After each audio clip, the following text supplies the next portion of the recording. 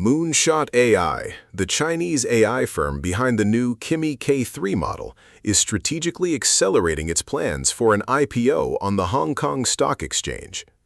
They're targeting a massive pre-IPO valuation of up to $50 billion, fresh off the release of their 2.8 trillion parameter open-weight model. This financial push comes amidst significant geopolitical pressure.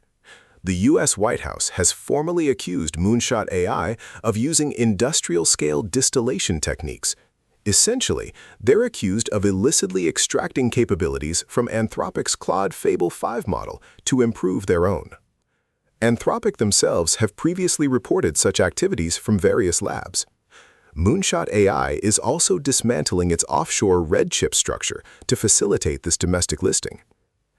Demand for Kimi K3 was so high after its launch that Moonshot AI temporarily suspended new consumer subscriptions to manage system capacity, while their annual recurring revenue hit $300 million by June 2026.